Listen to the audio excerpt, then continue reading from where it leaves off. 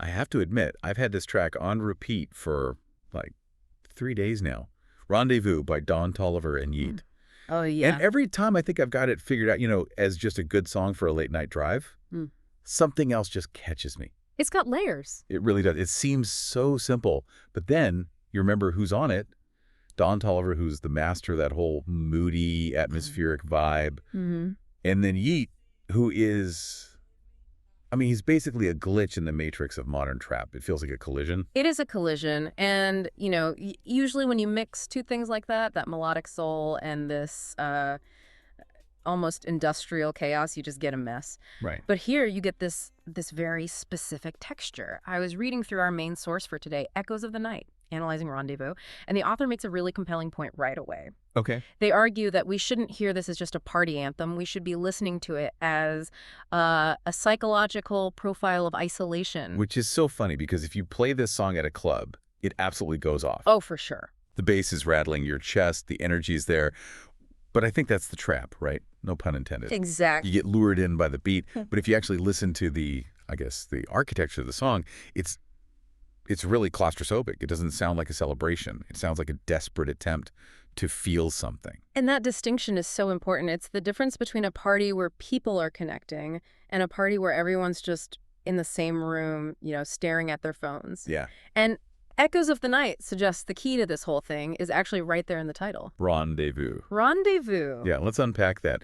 Because, casually, rendezvous just sounds like a fancy way to say meeting. Sure. But I was looking into it, and it has this French military origin, present yourselves. Yeah. But in romance or nightlife, it's always had this hint of secrecy to it. Yeah. You don't have a rendezvous with your accountant. Unless you're in a spy movie, maybe. Right. But usually, a rendezvous implies something temporary, maybe a little illicit, and definitely high stakes. It's not, let's build a life together. Yeah. It's, meet me here at this time, and then we go our separate ways. And the source material really leans into that. It argues the song uses rendezvous as a metaphor for the whole lifestyle they're describing. It's not just about meeting a woman. It's about the fleeting nature of, everything in their world. The high is a rendezvous.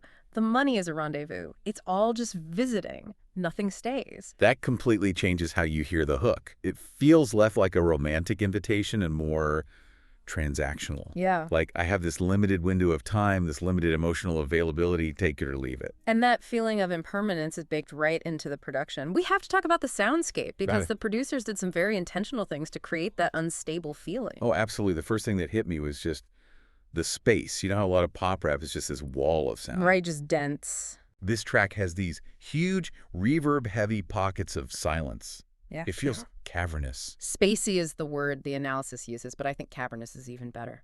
And technically, look at the low end, you have these massive, distorted 808s that just take up all this sonic room. But then the mid-range, where a human voice usually sits, it's sort of hollowed out.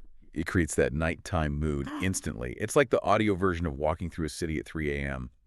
Everything's blurry, the lights are trailing. Yeah. And the synths, they're not bright.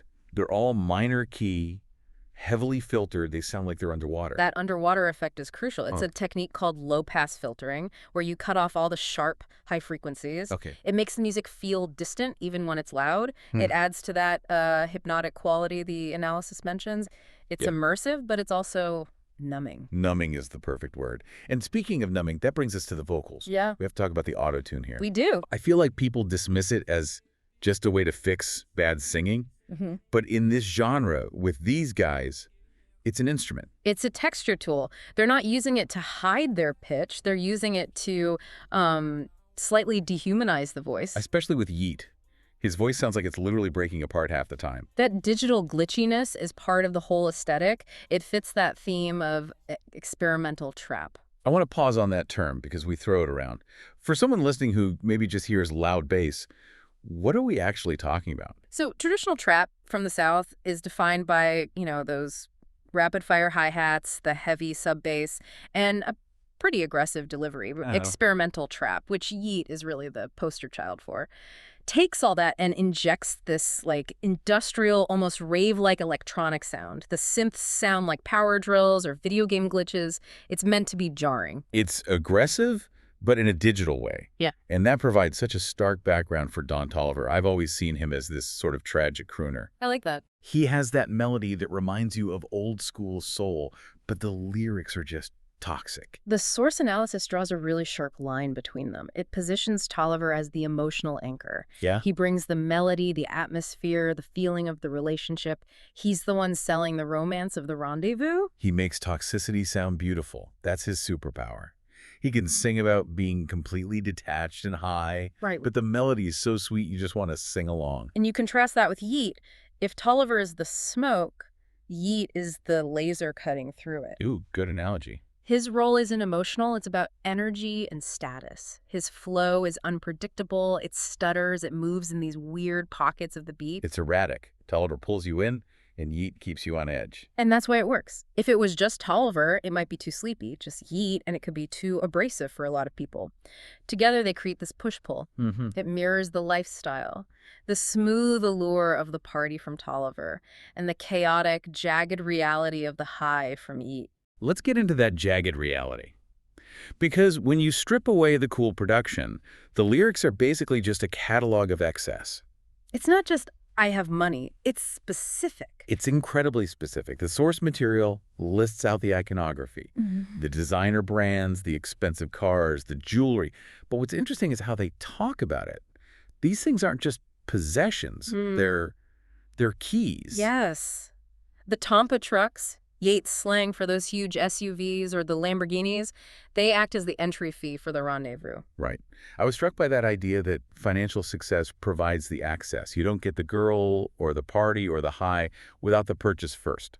It turns the whole lifestyle into a transaction. Money opens the door, but the Echoes of the Night analysis points out the trap of fame in all this. Okay, what's that? You buy your way into this exclusive world, but once you're there, what do you actually have? You have a room full of other people who are also there because of the money. A hall of mirrors.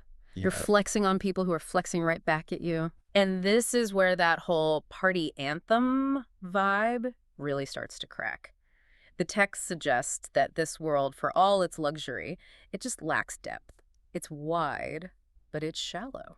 So you have the excess, the substance use is a huge part of it, the perk references the lean, but it's all used to maintain a state, not to actually enjoy it. It's maintenance. That's a dark way to think about it. You're maintaining the high to avoid the crash. Which brings us to the relationships in the song. Because Rendezvous sounds romantic, but there is zero intimacy here. None. The relationships are portrayed as purely surface level. The source notes that the partners are attracted to the lifestyle, not the person, and the artists know it. That's the part that gets me. They aren't being tricked. They know the girl's only there for the clout or the car. And they don't seem to care. Or maybe they do, and that's the sadness of it. I think it's the latter. Don Toliver's whole catalog is full of this theme of detachment. He's there physically, but emotionally, he's checked out. The analysis calls it a paradox of connection. The wealth brings all these people to you. You have more rendezvous than anyone, but it creates a barrier to actually knowing them. It reminds me of objectification, but usually we talk about men objectifying women in these songs. Here, it feels like the artists are objectifying themselves. That's a fascinating way to put it. They've turned themselves into products. I am the guy with the diamonds. I am the guy with the Tonka. If you commodify yourself, you can't be surprised when people treat you like a commodity. And I think that explains the loneliness that the source material finds in the subtext. So we have this picture, the rendezvous. It's a secret meeting. It's fueled by money, lubricated by drugs, soundtracked by this dystopian underwater trap music. And it involves two people who are just using each other for a temporary dopamine hit. When you lay it out like that, it sounds like a tragedy. That sounds so cool. That's the problem. I'm nodding my head while we're talking about it. And that's the brilliance of it. If they wrote a sad ballad about being lonely, no one in the club would listen. Right. By packaging this commentary inside a banger, they force you, the listener, to participate in the charade. You're dancing to their isolation. That brings us to the bigger picture, the so what of this whole deep dive. Why does this matter to someone who isn't a famous rapper? Well, the source argues it's a commentary on stardom, yes, but I think we can connect that to the listener. We live in a culture that is Well, it's increasingly obsessed with the fast life, even on a smaller scale. You mean like the Instagram highlight reel? Exactly. We are all curating these little rendezvous moments. We post the vacation photo, the nice dinner, the new outfit. We want the connection, the likes, the validation. But just like in the song, it's often fleeting. It's that dopamine spike again. You get the like, you feel good for 10 seconds, and then you need another one. Psychologists call that hedonic adaptation. You get the shiny new thing, the car, the date, and your happiness spikes. But you adapt to that new level very quickly, and you go back to your baseline. So you need a bigger thing to get the same feeling. And in the song, that explains the excess. Why one car isn't enough. Why one party isn't enough. The rendezvous has to keep happening faster and more intensely just to feel normal. And that's what creates the isolation. Yeah. You're running so fast on this treadmill, you can't stop to build anything real. Stability is boring. It doesn't give you that dopamine hit. So you trade stability for intensity. Intensity versus stability. That really sums up the Yeat and Toliver dynamic too. The song is intense. It is not stable. The beat feels like it could fall apart. The voices are glitching. It's a sonic version of that treadmill. Yeah, it frames the rendezvous as this symbol of short-lived happiness inside a high-pressure life. And I think that resonates with a lot of people, especially in, say, the modern dating world. Oh, 100%. Situationship is basically just a series of rendezvous. We're afraid to commit, so we meet up, have the intense moment, and then retreat. Which protects you from pain, in theory, but it guarantees loneliness. It's safer to have a rendezvous than a relationship. Precisely. But as the song suggests, the cost of that safety is this profound emptiness. You end up alone in the Lamborghini. Man, this took a turn. Yeah. We started with a trap banger, and we've ended up questioning modern romance and the psychology of happiness. That's usually where the best music leads you, isn't it? Rendezvous is a mix of romance, luxury, and nightlife. But beneath all that, it's a portrait of an emotionally complex, kind of broken world. It's a warning label disguised as a party invite. That is a very good way to put it. So we've looked at the word rendezvous, how it signals secrecy and permanence. We've broken down the smoke and lasers of Toliver and Yeat styles. We analyzed the soundscape, that dystopian underwater vibe. And we've looked at how wealth can actually be a barrier to intimacy. We covered a lot of ground. I think the biggest takeaway for me is that balance. The song works because it sits right on the edge. It's not fully sad, it's not fully happy, it's just numb and energetic, which is a very specific 2024 mood. It captures the zeitgeist. We're overstimulated, we have access to everything, and yet we'd often feel disconnected. So here's my challenge to you, listening. Next time Rendezvous comes on, maybe in the car, at the gym, listen to the space in the beat. Listen to how Yeat's voice fractures, and ask yourself, are you listening to a flex or a cry for help? And to add to that, I'd leave you with this thought. If the rendezvous is defined by being secret and temporary, can it ever truly satisfy that human need for connection? Or is the person you're meeting just another accessory, indistinguishable from the jewelry on the dashboard? Deep questions for a trap beat. But that's why we do this. Thanks for taking this ride with us. We'll catch you on the next deep dive.